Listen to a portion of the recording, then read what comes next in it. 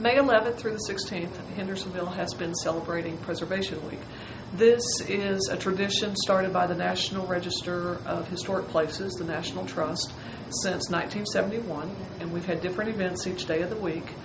Today we will be doing Main Street tours, a walking tour at 10 o'clock and again at 2 o'clock. Our final event is tomorrow when we will have tours of the underground.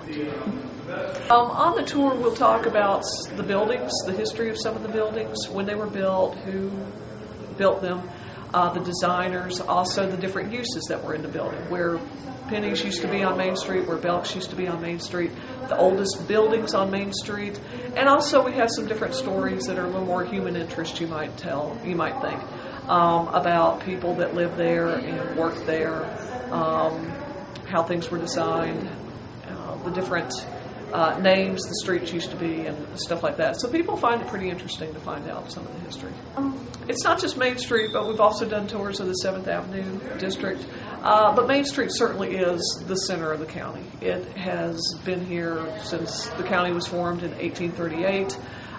It's kind of the heart of the town. It's where the tourists come, so the more history we can keep on it, I think everyone benefits.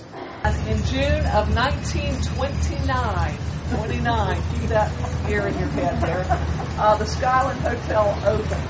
And shortly thereafter, they were thrilled to make their grand announcement they had booked their first convention. The State Firemen's Convention was booked for less than a month later. Mid-July of 1929, 1,000 firefighters descended on Hendersonville.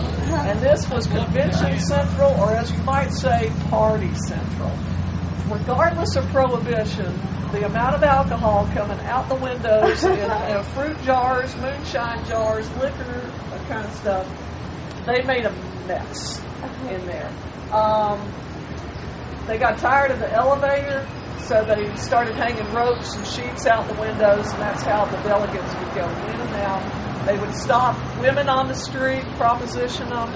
They would they'd run road race, they'd fire race the engines up and down Main Street, which back then was a pretty wide 4-lane road. It wasn't a 2-lane or anything like that. Their big grand finale was when they put a ditch down at the high school sports field, set it on fire, and put it out. So it was quite the event. Thousands of dollars worth of damage was done, and as far as I know, that was the first and last convention that the city had.